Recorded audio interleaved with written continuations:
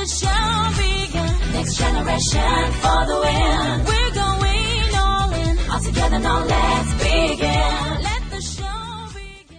I see you also separated us. Smart move.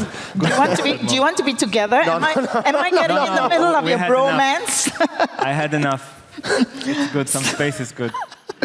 So I have to tell you guys, I am super nervous about interviewing you two.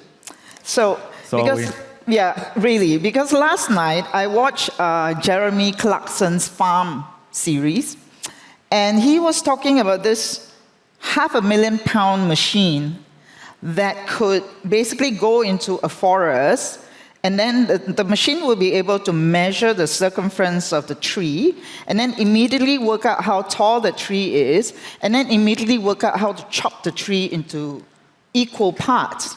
And I see you and you with Omri as this three of you making this machine. Like you are the machine.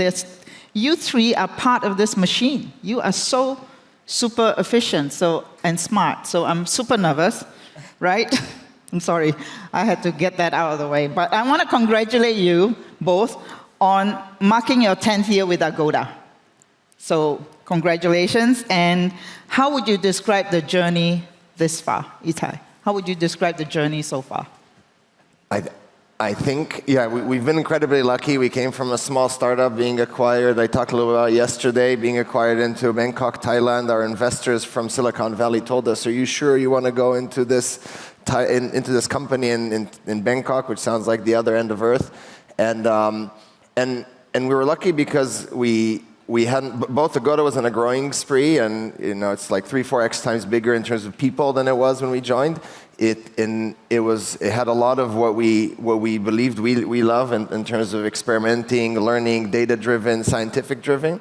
And we had a lot of personal growth that came together with Agoda. So I think we've been, and a lot of people say it's good choices. I think a lot of it is luck.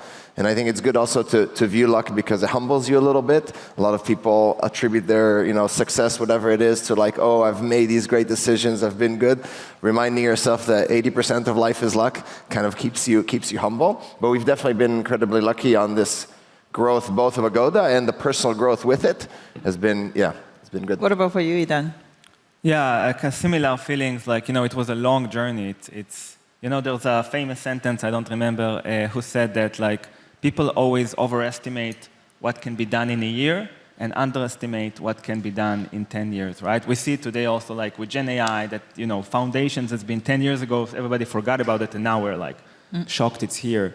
But also, like, for us as people, I think, right? When you look at, like, what did I do in the last year, and you say, oh, we did this, we did that, not that much. But when you look back 10 years ago, we were not even the same people, right? And we were not working in the same company. So from one hand, you say, I've been in the same place for 10 years, right? It feels like I'm not moving. But actually, if you look at it, you feel so much has changed. If I go back, I wouldn't recognize the company I work in. I wouldn't recognize the person I am. And I think that change, and it doesn't come easy. I mean, we come here, everybody's like, everything is positive and fun, but it wasn't just fun. There was a lot of hardship. We had COVID. Yeah. We had some tough times. And I think this is where you grow the most, when you have challenges. So I'm really appreciative of being there at the time to be able to consume these challenges and work through them. Yeah. So let's go back to that beginning of the 10 years. And I think one big change, the three of you, and we have a photo of the three of you with Omri, who can't be here, and before I ask the question, I think one of the things that Fritz Demopoulos said yesterday at the boot camp was, when you have co-founders like this, always make sure that your co-founders are smarter than you. So who's the smartest of the three of you? Who's the smartest? Who outsmarts whom? It's not Omri. Let's agree on that. Yes. As long as he's not here. He's not here, so it's okay. It's not Omri. But I think seriously, like, I think we have very different skills. Like, we look like we come from the same, egg box, and people confuse us. This is very weird.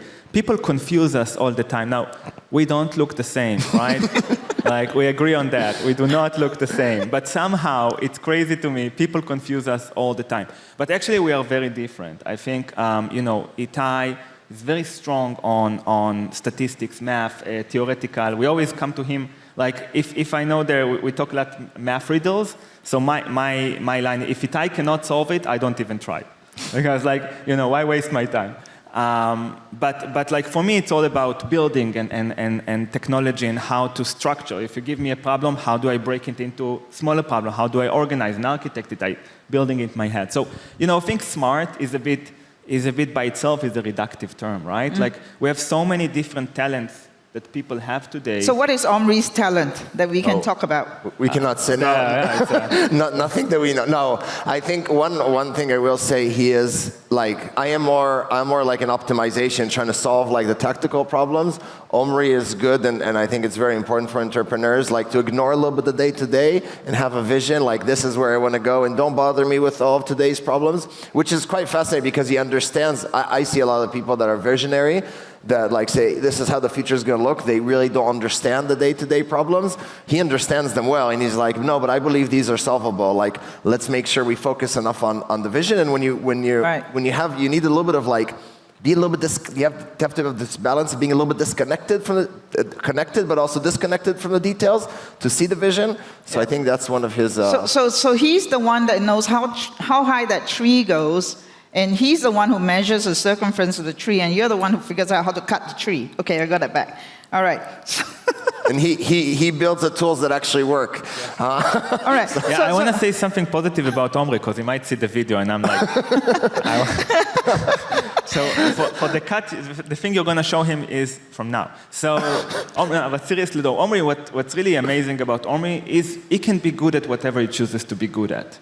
And like, he has no, if we need to know taxes, tomorrow we need to be the best in the world in taxes, he will become the best in the world in taxes. If we need to be the best in finances and payments, he will learn that. If it's about Gen AI technology, he will learn that. If it's about biology, which is kind of his personal passion now, he will learn biology like down to like master's level.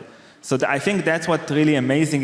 He has no like preference in that sense. Whatever drives him to success, he go. Okay. And I think that's really important for a company like ours, because we never say never. We never say that's not us, we don't know.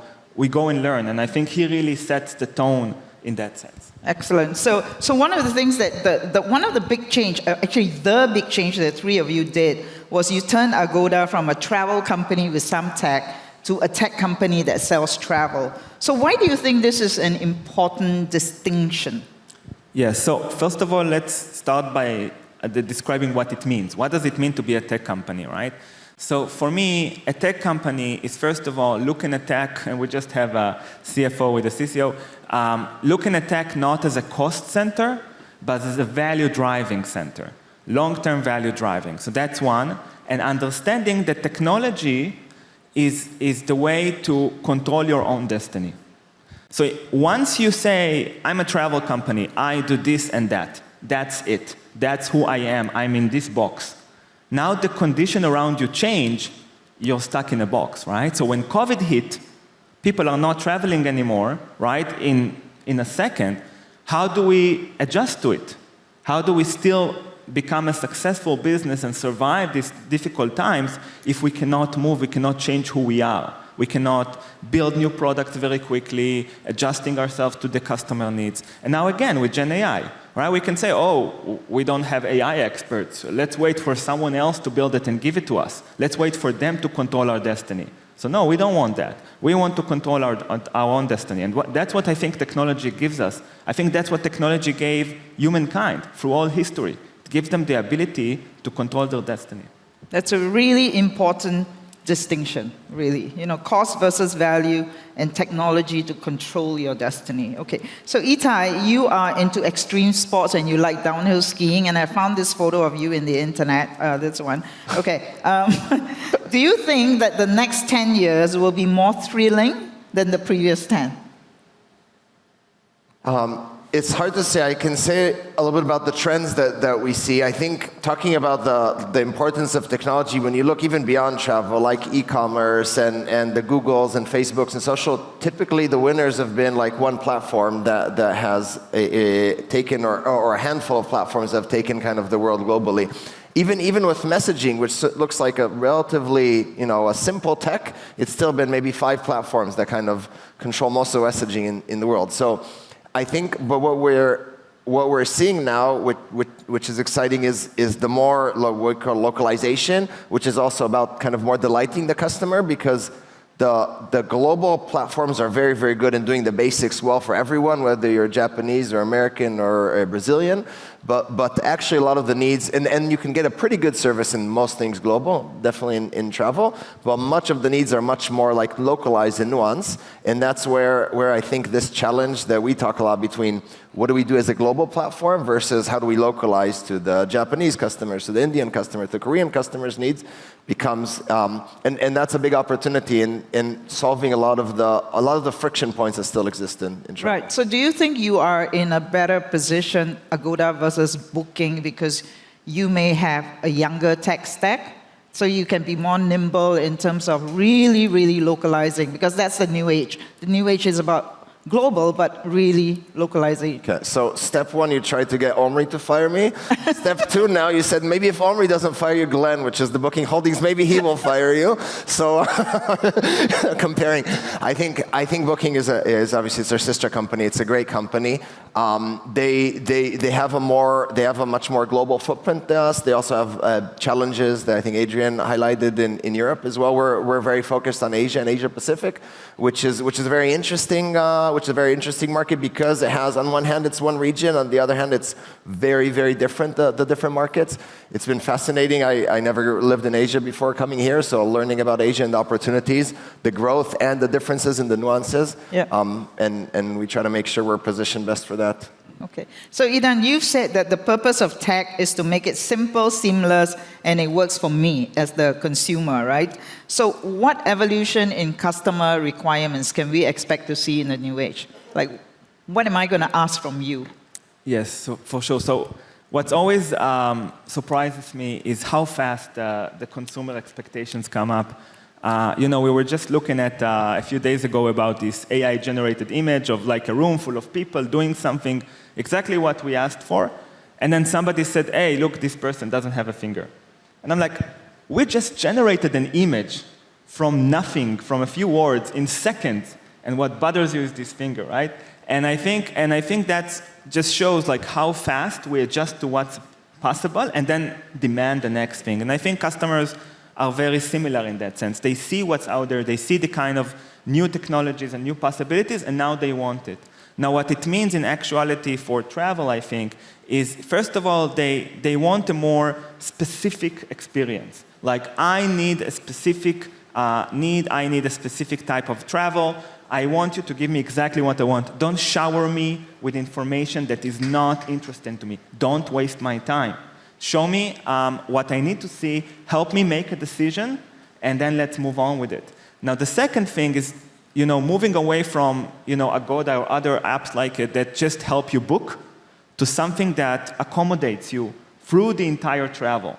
Helps you, if there's some issue happening, some change in the flight. Travel is can be a very stressful thing, right? Because you're out of your comfort zone. By definition, you're in a foreign place in many times. Things happen. We want to be there for our customers, and I think our customers will expect us to be there in zero latency time, full of solutions, and giving them the control. So beyond booking to buddy, that's what, to being a buddy, okay. Right, so Ittai, let's zoom out now and sort of talk, any micro changes out there in tech that have helped the industry, you think? I think so.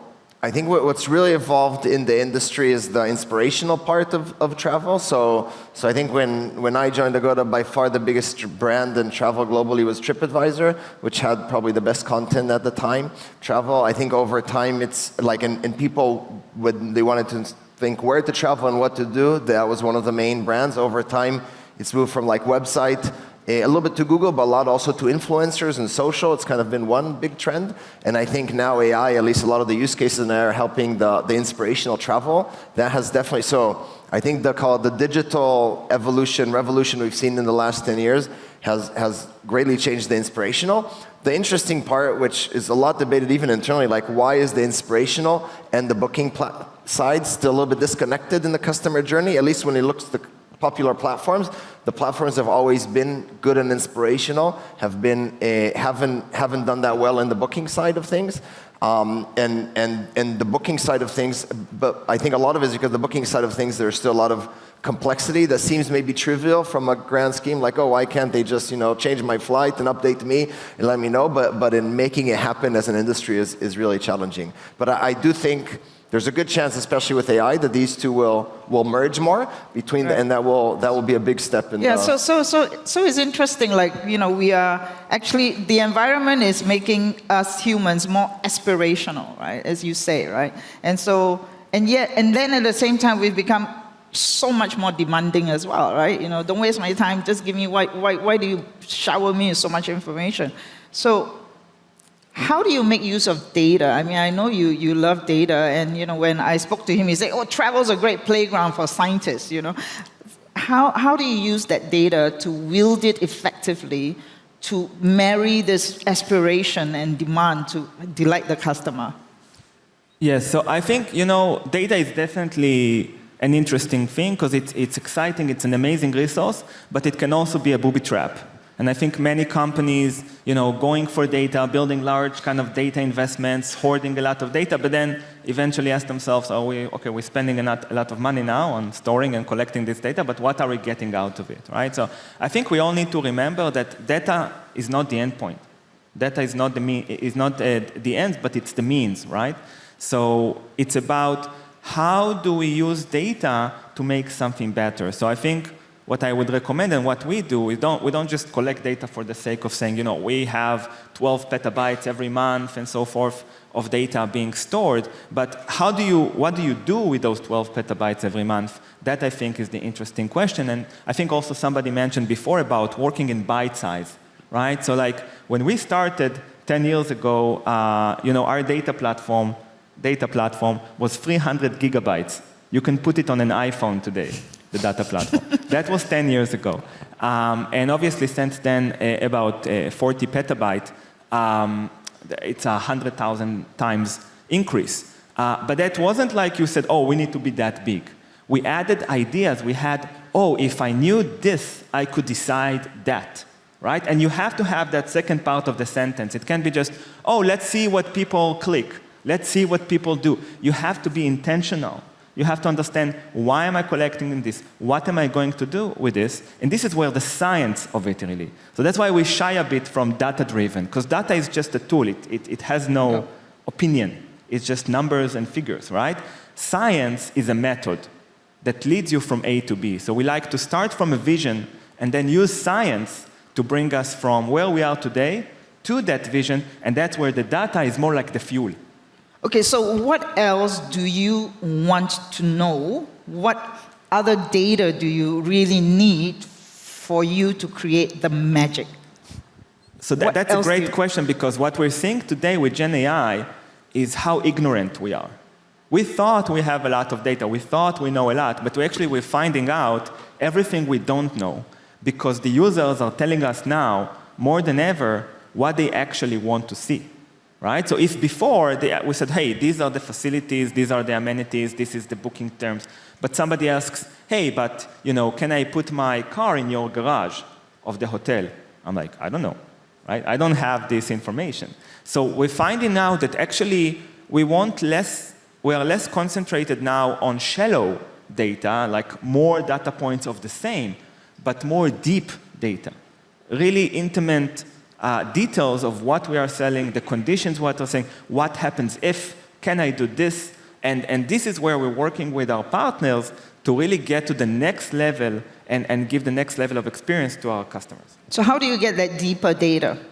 So the question I asked Escort just now too is like, how do if you ask me for my data, right, which is my my music, my social media and all that, Could I trust you enough to give it to you? Should I give it to you? Yeah. So again, I have a I don't know if it's the standard opinion about this, but I don't think I care so much. Okay. You know, you can see my Spotify music. Please do not select my next hotel based on my Spotify playlist. Please, there are some weird things there, and I don't want to go to that kind of hotel. So I think like I don't want to minimize people and reduce them to like, oh, if I just knew what music you like. And some people are different, you know. Ittai doesn't even have a music taste. Can you imagine? How weird is that? So like I think. So you want to respect the customer and not reduce them to a... I don't want to be intimate with you. I just want you to tell me. I want you to trust me that if you tell me what you want, I will deliver it for you. And that's the next level. Yeah, maybe a few things I'll say. Well, one, I think even the data, like even you know everything about me.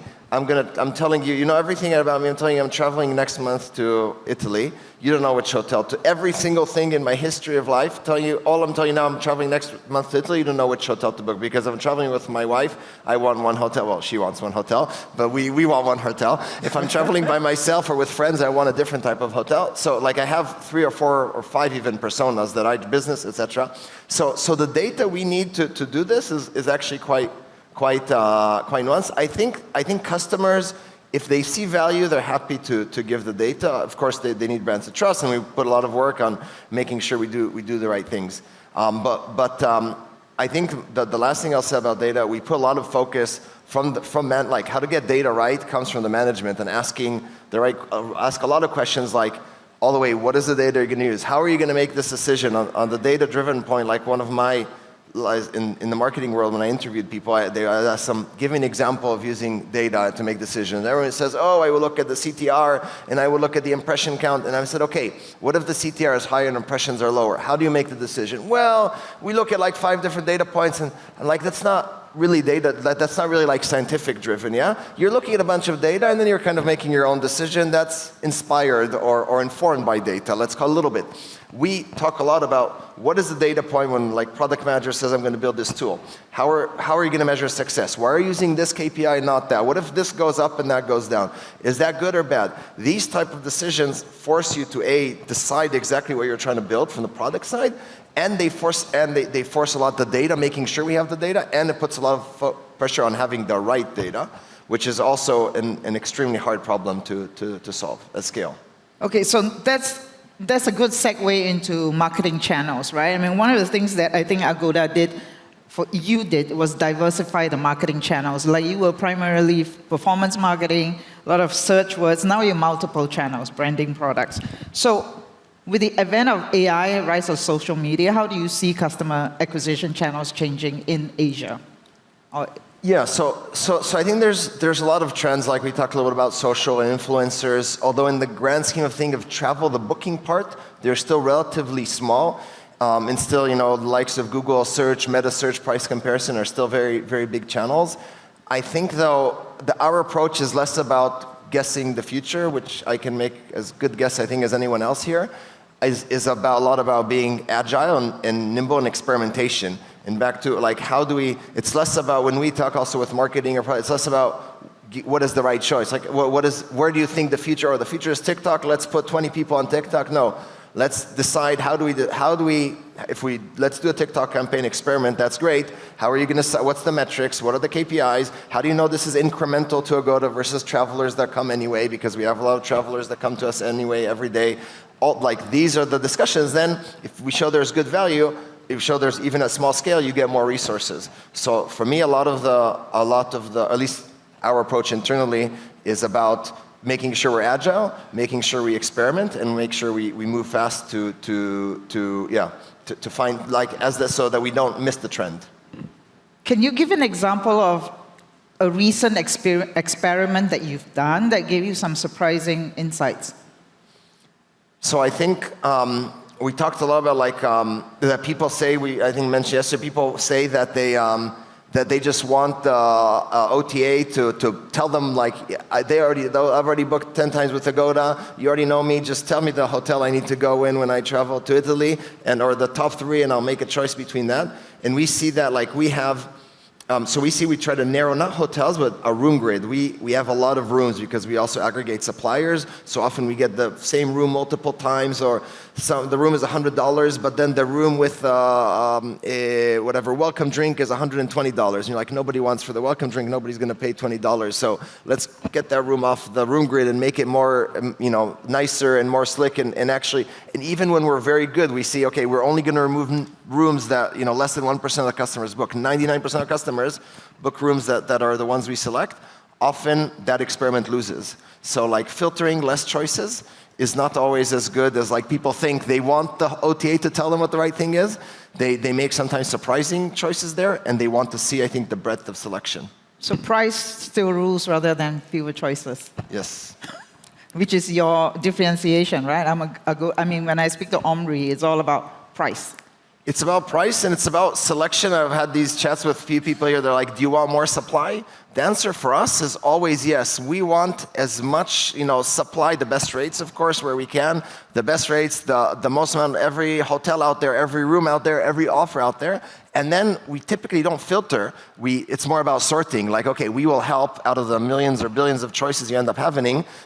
Tell us what you're looking for, and let us try to pop up those results on top. But you always have the full selection. We kind of see that as the best of both right. worlds. Okay, so is your work now much more complex because you're also building the connected trip, right? So it's no longer just hotels. You got flights, you got attractions, experiences. How do you stitch it together? Just put in on AI?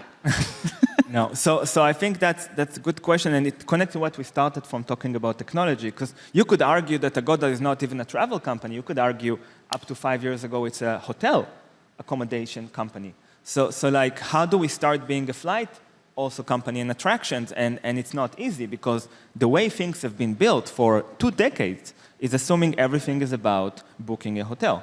Right? So now we're changing that perception, and it needs to go all the way deep into the technology. And we need to be courageous and go to areas that, like, we haven't touched them in literally more than a decade. There are some things we lost the code. It's just the binary running, and nobody knows what's inside. And go there and say, we need to excavate that and rebuild it and rethink how we define what a booking is, and generalize it over products. And that's the technology side of it. On the product side, how do we already have confused customers with all the options and the room offers, and using this small screen to make big decisions. And now we have to put on top of it, hey, what about the flight? Hey, what about this attraction? So like, there's definitely very interesting challenges, both behind the scenes and in front of the customer, to make this kind of one seamless experience. But that's what we're here for, right? Well, that's exactly. That's what both of you are built for, or the three of you. And so I'm going to end with rapid fire.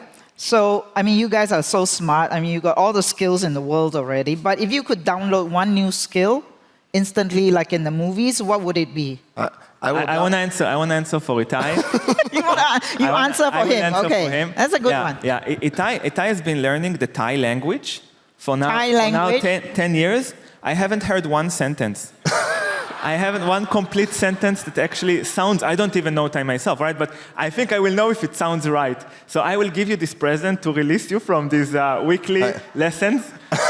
If you could download, and then I can at least not suffer trying to see you probably murdering the language. What would you download for him? I have a present back, because we're good friends. We don't, I will not let you just give. So Idan has been learning to play the guitar for more than 10 years, and he always talks about how much he loves music. Now, really, I don't like music. I don't understand why he loves the guitar. But even with my bad musical ear, I can still hear he is so horrible in playing music. So how can you study for so long to play the guitar and be so uncoordinated in the... When we go to social events, I tell people I can play the guitar, and my wife says, don't tell people lies. You cannot play the guitar. So yeah, I would take it. Thank you, Ittai. All right. Well, in the next generation, Ittai, may you speak better Thai or some Thai, and may you play better guitar. Please join me in thanking Idan and Ittai. Thank you very much. So much. Thank you. They're ready now. Let the show begin. Next generation for the win.